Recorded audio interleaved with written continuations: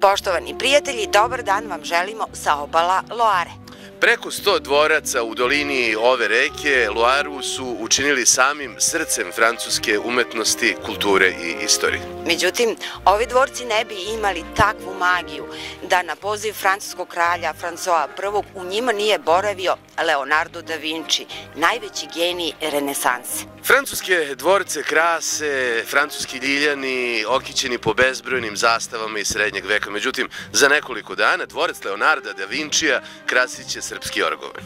U narednih 30 minuta o najlepšim dvorcima Loare i Jorgovanima za Leonarda. Naravno, bez vize.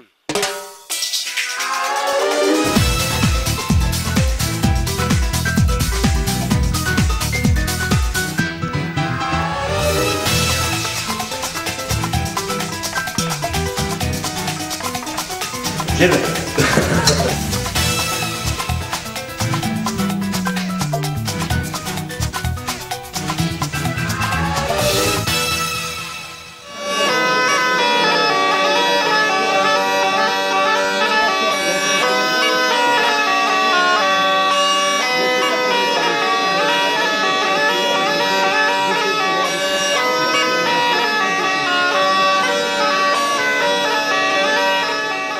Et moi, j'en connais un de ces châteaux de Loire qui s'élève plus haut que le château de Blois, plus haut que la terrasse où les derniers Valois regardaient le soleil se coucher dans sa gloire.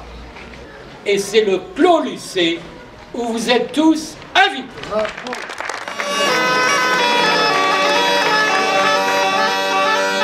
Francuzi imaju ljiljan, Japanci trešnju, Holanđani lalu. Zašto svet i Srbiju ne bi prepoznao po mirisu jednog cveta? Uz blagoslov njegove svetosti, patrijarha srpskog gospodina Irineja i podršku Ministarstva vera i dijaspore, održava se akcija Srbija, zemlja Jorgovana. Ovaj cvet kojim je pre 8 vekova na dvoru cara Uroša dočekana Jelena Anžujska, autoru projekta Vesni da Vinci poslužio je kao simbol veze današnje Srbije sa svojom prošlošću, ali i Evropom, danas bogatijom za vrlo brojnu srpsku dijasporu.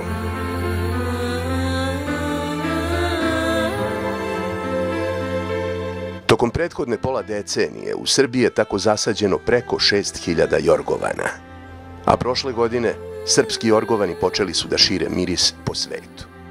Najpre, u stalnu podršku reda vitezova Svetog Lazara, naših intelektualaca, umetnika i poslovnih ljudi na dvoru Madame Pompadour i odmah potom u porti Srpske pravoslavne crkve na Bondiju kraj Pariza.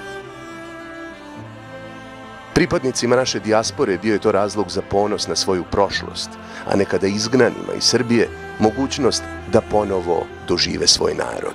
To za mene je muzika. Ima toliko godina da nisam mogao da dođem u moju zemlju. Sada se nađem među vama, mladi, stari, divni.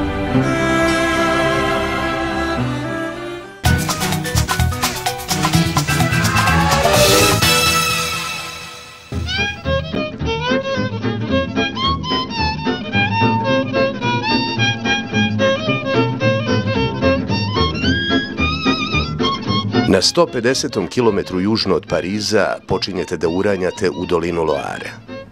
Po obodima čudljive reke čekaju vas nekih 120 grozdasto načičkanih srednjevekovnih dvoraca i formiraju celinu kakva se može sresti samo ovde i nigde drugde na svetu.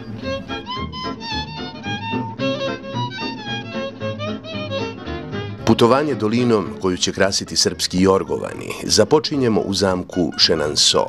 Dvorac kraljica, možda najlepše zdanje ovakve vrste u Francuskoj, spomenik je ovdašnjem dobrom ukusu, obožavanju žena, ali i ženskoj moći koja zna da pređe granicu hira. Chenonceau je najposećeniji zamak u Francuskoj.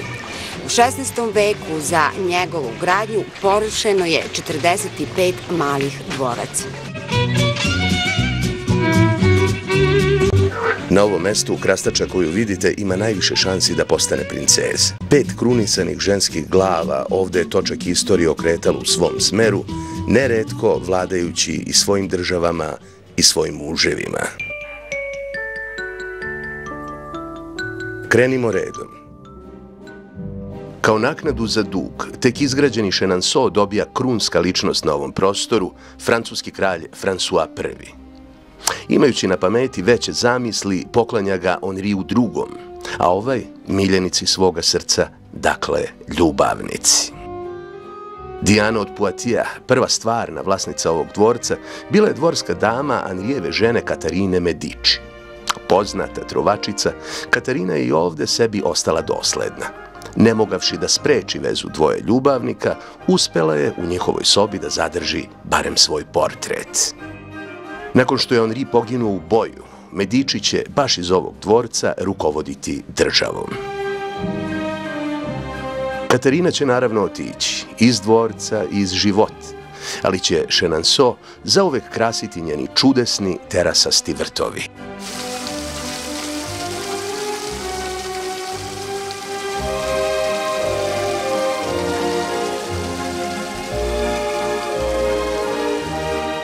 Epohe prolaze, dinastije se nastavljaju. François II i njegova Mary Stuart ovde će provesti najlepše dane svog inače kratkog braka, uživajući u balovima i kraljevskim gozbama. Poslednja krunisana glava na ovim prostorima biće Luiza od Lorene, koje će se, zbog ljubavi prema cveću, istorija i milioni posetilaca sećati kao kraljice u belom. Tako nam postaje jasnije od kolikog značaja je činjenica što će se Srbija na ovim prostorima pamtiti po nijansama ljubičastog. Naš cilj je da svet Srbiju doživljava kao zemlju Jorgovana, kao što je Holandija zemlja lava, a naravno Francuska zemlja ljiljana, na primjer. Naš cilj je da nas u Evropi percipiraju kao dolinu Jorgovana Evrope. Evo ovaj događaj je u stvari najbolji dokaz kako je moguće saditi srpske jorgovane na neverovatno vrednim, retkim, svetski kulturno vrednim mestima za mnoge posetioci iz celog sveta, a njih će biti oko 350.000 svake godine. Putujući dolinom Loare, u svakom trenutku zadržavate kontakt sa renesansom i vidite koliko je ona zapravo do dana današnjeg živa. Na ovom putu pruža vam se već demodirana prilika da razmišljate o viteškom odnosu prema svetu ili da u čudesnom mestu Blois uživate u magiji Houdinija, francuskim kraljevima i lepoti renesanse.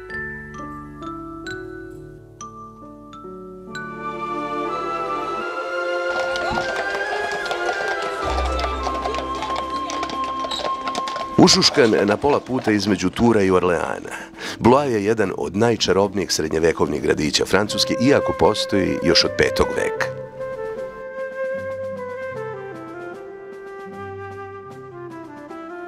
Inače, čarolija je ovde sasvim uobičajena, gotovo domaća reč. Duguje se Robertu Houdiniju, ocu savremene magije iz 19. veka, koji u srednjevekovnom centru grada ima svoju palatu i najveći evropski muzej magije. Mada, već kada Blois ugledate, shvatite da magiju ne morate uopšte vezivati za slavnog iluzionistu. Jer, šta reći za čudesne, strme vrtove ovog grada? Šta reći za impresivne palate, ali i pitoreskne uličice koje čuvaju istoriju bezbrojnih zanata? Na malenom prostoru ovde je cvetala industrija, od industrializacije čokoladarstva do proizvodnje dizel motora.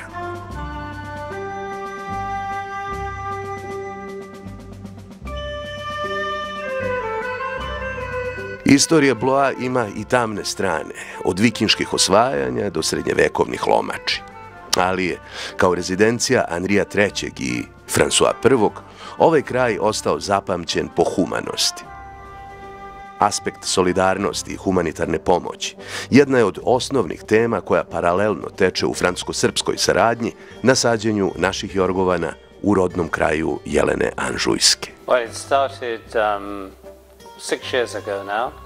Započeli smo zapravo pre 6 godina razgovorima u Francuskoj sa princom Aleksandrom, koji nam je omogućio i upriličio sastanak sa Vesnom de Vinčom. Tako smo se upoznali i uronili u legende Jelene Anžujske i uzeli učešće u velikom događaju upriličenom u Kraljevu. Upoznali smo veliki broj odgovornih ljudi iz opštine, napravili kontakte i razgovore o budućoj saradnji, pomoći, pre svega u bolničkoj opremi za Kraljevo, tako da je sađenje jorgovana i oživljavanje legende bilo samo povod za stvaranje naše institucije humanitarstva u Srbiji. Pre 2 godine smo uspostavili odličnu komunikaciju sa patrijarhom i tada smo razgovarali o duhovnim i humanitarnim vidovima saradnje, ali i pomoći. Isto smo primenili prošle godine kada smo započeli sađenje u Francuskoj, tako da sada razmatramo neke nove ideje u kom pravcu bi ovaj događaj trebao da se razvija, ali humanitarna osnova je i dalje ideja vodilja.